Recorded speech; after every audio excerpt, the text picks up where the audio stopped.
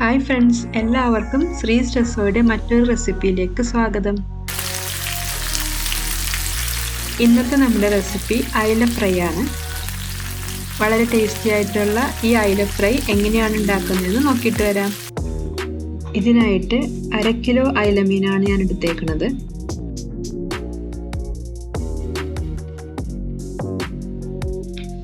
നമ്മൾ മാരിനേറ്റ് ചെയ്ത് വെക്കുമ്പോൾ അരപ്പ് ശരിക്കും പിടിക്കാനായിട്ട് കത്തി കൊണ്ടൊന്ന് 2 സൈഡും വരഞ്ഞു കൊടുക്കുക.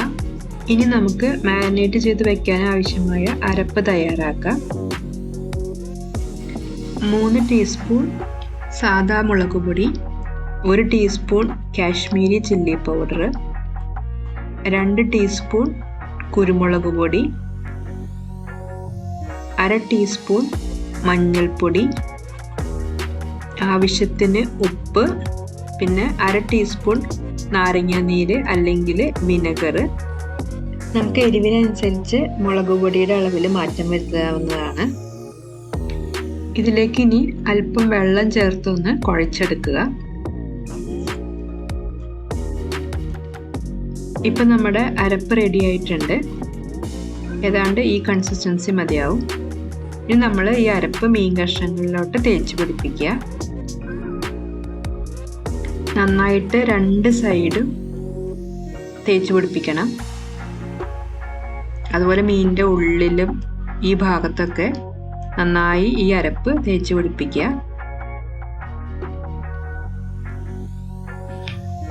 ഇപ്പം എല്ലാ മീൻ കഷ്ണങ്ങളിലും അരപ്പ് ഞാൻ തേച്ച് പിടിപ്പിച്ചിട്ടുണ്ട്. നമുക്കിത് ഇങ്ങനെ തന്നെ 1/2 മണിക്കൂർ വെച്ചതിന് ശേഷം വറുത്തെടുക്കാവുന്നതാണ്. അല്ലെങ്കിൽ കുറച്ചും കൂടെ ടേസ്റ്റ് കൂട്ടാനായിട്ട് ഞാൻ രണ്ടാമതൊരു മാരിനേഷനും കൂടെ ചെയ്യുന്നുണ്ട്. അപ്പോൾ ഈ മാരിനേഷൻ കൂടെ ചെയ്യുകയാണെങ്കിൽ കുറച്ചും കൂടെ ടേസ്റ്റ് കൂടുതലായിരിക്കും. അപ്പം നിങ്ങൾ ഈ വിധത്തിൽ ഒന്ന് ട്രൈ ചെയ്ത് നോക്കണം. ഇതിനായിട്ട് ഒരു 10-12 അല്ലി ചെറിയ ഉള്ളി, അത്ര തന്നെ വെളുത്തുള്ളി, അതുപോലെ ഒരു വളരെ ചെറിയ കഷ്ണം ഇഞ്ചി, 1/2 ടീസ്പൂൺ പെരിഞ്ജീരകം, ഇത്രയും ഒന്ന് നന്നായിട്ട് അരച്ചെടുക്കുക. ഈ അരപ്പ് നമ്മൾ നേരത്തെ മാരിനേറ്റ് ചെയ്ത് വെച്ചിരിക്കുന്ന അയല കഷ്ണങ്ങളിൽ ചേർത്ത് വീണ്ടും ഒന്ന് പുരട്ടി വെക്കുക. എന്നിട്ട് ഇത് നമ്മളിനി 1/2 മണിക്കൂർ മാറ്റി വെക്കുക. 1/2 മണിക്കൂറിന് ശേഷം ഇത് വറുത്തെടുക്കുക. ഇങ്ങനെ ചെയ്താൽ നല്ല ടേസ്റ്റ് ആയിരിക്കും മീൻ കഷ്ണങ്ങൾക്ക്. നമുക്കിത് ഏത് മീനിൽ വേണമെങ്കിലും ട്രൈ ചെയ്ത് നോക്കാവുന്നതാണ്. അപ്പോൾ അടുത്ത തവണ മീൻ വറുക്കുമ്പോൾ നിങ്ങൾ ഇതേപോലെ ഒന്ന് ട്രൈ ചെയ്ത് നോക്കുക.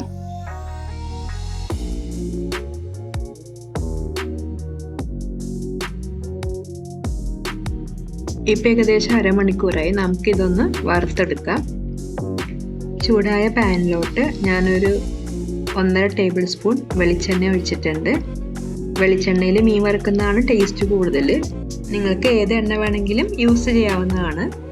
ഇതിലേക്ക് ആദ്യം തന്നെ കുറച്ച് കറിവേപ്പില ഇട്ട് കൊടുക്കുക. കറിവേപ്പില ഫ്രൈ ആയ എണ്ണയിൽ കിടന്നിട്ട് മീൻ മൊരിയുമ്പോൾ നല്ല ടേസ്റ്റ് ഉണ്ടായിരിക്കും. അതുപോലെ നമ്മൾ നോൺ സ്റ്റിക്ക് പാൻ അല്ല യൂസ് ചെയ്യണമെങ്കിൽ മീൻ അടിയിൽ പിടിക്കുകയില്ല. കറിവേപ്പില ഒന്ന് മൂത്തിട്ടുണ്ട്. നമുക്കിതിനകത്തോട്ട് മാരിനേറ്റ് ചെയ്ത് വെച്ചിരിക്കുന്ന മീൻ കഷ്ണങ്ങൾ ഇട്ട് കൊടുക്കാം. അപ്പോൾ ഗ്യാസിൻ്റെ ഫ്ലെയിം ഹൈയിൽ വെക്കുക. അതിനുശേഷം മീൻ കഷ്ണങ്ങൾ ഇട്ട് കൊടുക്കുക.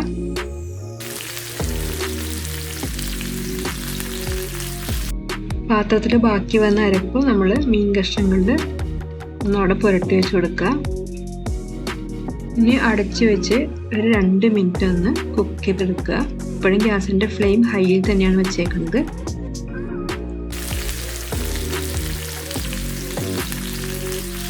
ഇപ്പം 2 മിനിറ്റായി. നമുക്കിനി ഇതൊന്ന് മറിച്ചിട്ട് കൊടുക്കാം.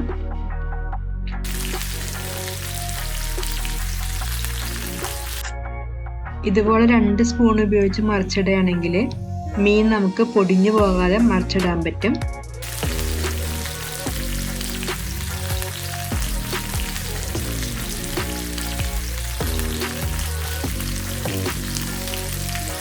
ഇപ്പം എല്ലാ മീൻ കഷ്ണങ്ങളും മറിച്ചിട്ടിട്ടുണ്ട്. ഇനി ഒന്ന് അടച്ചു വെച്ച് വീണ്ടും 2 മിനിറ്റ് ഹൈ ഫ്ലെയിമിൽ കുക്ക് ചെയ്തെടുക്കുക.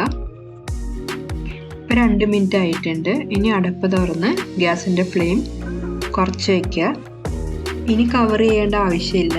നമ്മൾ ഇനി ലോ ഫ്ലെയിമിൽ തിരിച്ചും മറിച്ചും ഇട്ട് 2 സൈഡും മൊരിയുന്നത് വരെ ഫ്രൈ ചെയ്തെടുക്കുക. നമുക്ക് വേണമെന്നുണ്ടെങ്കിൽ ഈ സമയത്ത് ഓയിൽ ഒഴിച്ചു കൊടുക്കാവുന്നതാണ്.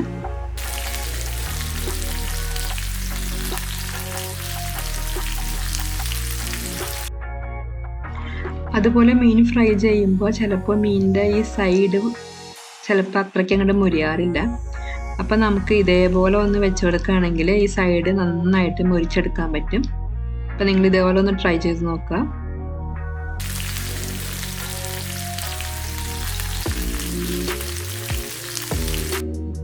ഇപ്പം എല്ലാ സൈഡും നന്നായിട്ട് മുരിഞ്ഞിട്ടുണ്ട്. നമ്മുടെ ഫിഷ് ഫ്രൈ റെഡി ആയിട്ടുണ്ട്. നിങ്ങളെല്ലാവരും ഇത് ട്രൈ ചെയ്ത് നോക്കുക. നിങ്ങൾ ആദ്യമായിട്ടാണ് എൻ്റെ ചാനൽ കാണുന്നതെങ്കിൽ എൻ്റെ ചാനൽ സബ്സ്ക്രൈബ് ചെയ്യുക. ഈ റെസിപ്പി നിങ്ങൾക്ക് ഇഷ്ടമാണെങ്കിൽ ലൈക്ക് ചെയ്യുക, ഷെയർ ചെയ്യുക, നിങ്ങളുടെ ഫീഡ്ബാക്ക് കമൻറ്റ് സെക്ഷനിൽ അറിയിക്കുക. അപ്പോൾ മറ്റൊരു റെസിപ്പിയുമായിട്ട് നമുക്ക് അടുത്ത വീഡിയോയിൽ കാണാം.